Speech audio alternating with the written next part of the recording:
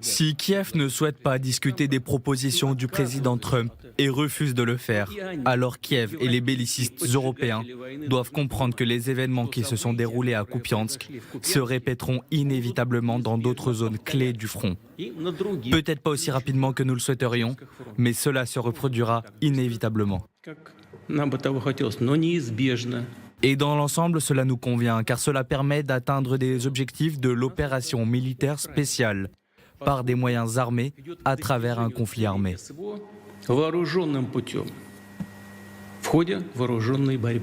Mais comme je l'ai dit à maintes reprises, nous sommes également prêts à mener des négociations pacifiques et à résoudre les problèmes de manière pacifique. Dans quelques instants, on partira sur le terrain retrouver nos envoyés spéciaux, Gwendoline de Bono et Vincent Wartner. Situation, bien évidemment, du côté ukrainien, de l'armée ukrainienne. On écoutera aussi quelques soldats russes dans cette région de Kupiansk.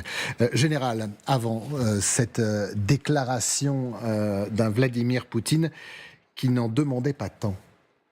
Ah bah oui, quand on lit les 28 points tels qu'ils apparaissent dans les différentes déclarations, c'est tout bénéfice pour la Russie, c'est très clair.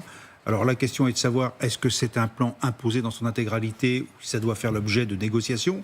Je pense que oui, évidemment, parce que pour l'Union européenne, il y a beaucoup de choses inacceptables, rien que pour l'Union européenne. On ne parle pas uniquement de l'Ukraine. Il y a des choses inacceptables pour l'Ukraine. Et effectivement, c'est la maximalisation.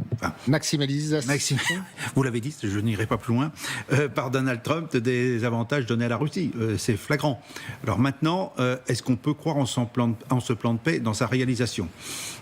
Zelensky était très clair hier. Les Européens ont été globalement très clair aussi hier. Et aujourd'hui, est-ce qu'on peut laisser Donald Trump régler cette affaire-là uniquement avec Vladimir Poutine ? Alors je ne suis pas certain que Vladimir Poutine doit être enthousiaste quand même autant qu'il le présente à Moscou. Parce que c'est une énième proposition où il a tous les avantages obtenus, il obtient tous les avantages et qui ne se réalisent pas, qui pourraient ne pas se réaliser. Nous sommes dans cette situation-là.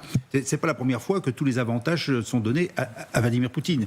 Là, c'est tellement énorme, ces 28 points, on voit mal comment ça puisse être accepté. Maintenant, la conséquence, mais ça on le dit depuis des semaines, quel que soit le contexte, la guerre va continuer.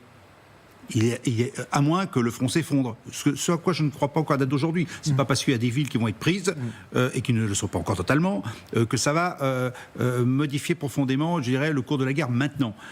Maintenant, je pense qu'on est bien parti pour la guerre en 2026, sinon même en 2027. Et moi, je pose une question. Est-ce que l'Europe est prête à payer tout ce dont a besoin l'Ukraine pour se battre? Et c'est peut-être la vraie question. Alors, on y reviendra sur cette question parce qu'elle est primordiale, bien évidemment, et c'est là où ça coince. Vous parliez de ces villes, on parlait de Kupiansk. Regardez ces images, parce que c'est également cette guerre une bataille d'images. Les soldats russes qui infiltrent cette ville stratégique. Et puis, il y a ces drapeaux. Alors, ils sont brandis, retirés, rebrandis. On va écouter, si vous êtes d'accord, un soldat russe. Il parle de cette stratégie aujourd'hui voulue par Moscou. La ville de Kupiansk est libérée, la victoire sera nôtre. Le 121e régiment de fusiliers motorisés de la 68e garde de la 6e armée a héroïquement pris Kupiansk. Et on va retrouver Gwendoline Bono et Vincent Wartner sur le terrain en Ukraine parce que cette guerre pèse sur les troupes ukrainiennes. Et autant le dire, la situation est également très très compliquée. Les Russes en profitent et les Américains le savent.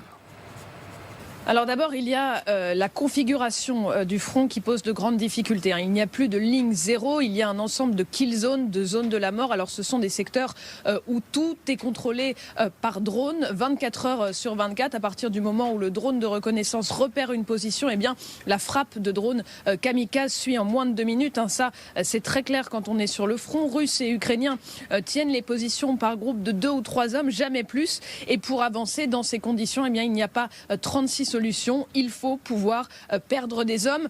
La Russie a la masse pour le faire et elle ne s'embarrasse pas de la vie de ses soldats. Pour l'Ukraine, c'est impossible. Et c'est ce qu'on voit dans la ville de Pokrovsk, mais également dans la ville de Kupiansk, dont la Russie revendique le contrôle. L'Ukraine a un manque de réserve. Le pays n'a pas recruté assez d'hommes depuis le début de la guerre, mais il y a aussi, et ça on l'a constaté, un manque de drones, notamment les drones à fibre optique qui ne peuvent pas être brouillés. Vous ajoutez à ça des lignes de défense qui sont parfois parfois mal préparés, et ça on l'a vu également sur le front de Zaporijjia, eh bien ça vous donne des fronts qui craquent. Et une fois que les Russes passent, me disait un opérateur de drone, eh bien il est extrêmement difficile de les contenir et encore plus difficile de contre-attaquer. Merci beaucoup Gwendoline et merci à Vincent Wartner qui vous accompagne. Le président Volodymyr Zelensky est bien conscient de cette réalité, du poids des Américains, de la pression des Russes et peut-être aussi de l'absence de ses alliés européens. Voilà cette confession, cette confidence faite hier. L'Europe et le monde entier doivent comprendre une autre vérité. Les Ukrainiens sont avant tout des êtres humains et nous repoussons depuis près de 4 ans l'une des plus grandes armées du monde dans le cadre d'une invasion à grande échelle.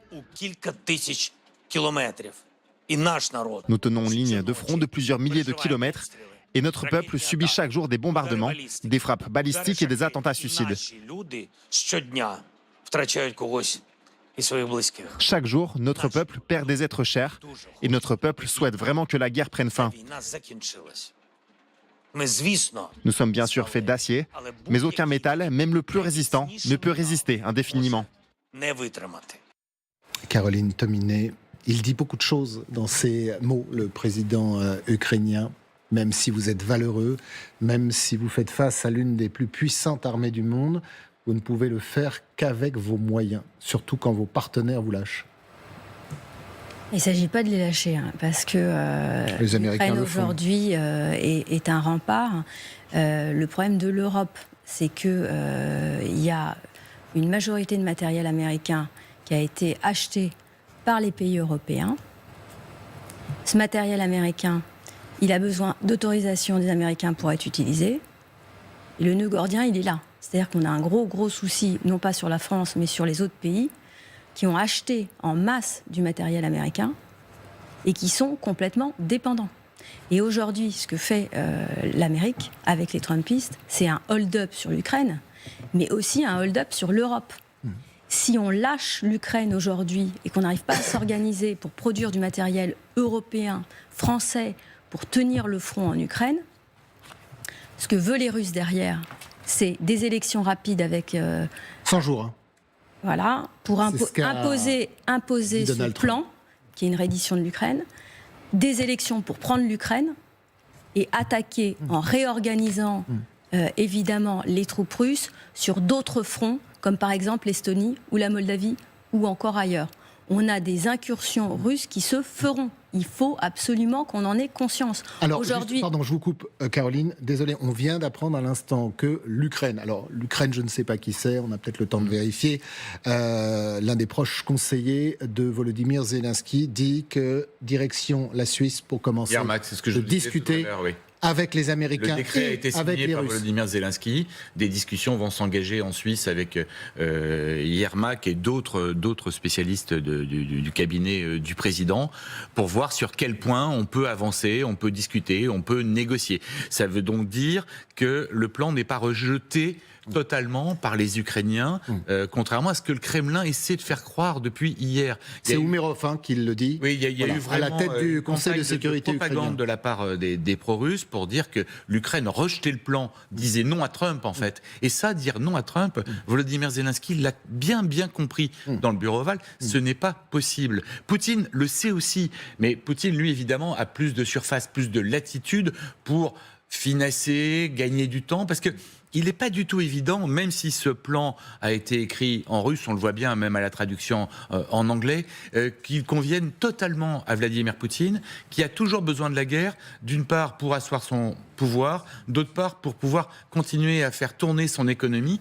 qui est entièrement tournée vers l'économie de guerre. Alors, ce qui est intéressant, c'est cette discussion. Hier, sur notre plateau, on avait Jean-François Collot-Simon, historien. Il a parlé de l'Europe. Et comme ça, je vous laisserai bien évidemment la parole. Parce que, de ce que l'on vient d'apprendre, il y aura 3 personnes autour de la table. Les Ukrainiens, les Américains, les Russes. Pas les Européens. Vous parliez d'échecs possibles si on ne se réveillait pas. Écoutez cette analyse hier soir sur notre antenne. L'Europe, sur une affaire pareille, est-ce qu'elle a un consensus ? Est-ce que vous pensez que M. Orban ne va pas dire bravo, il faut faire la paix ?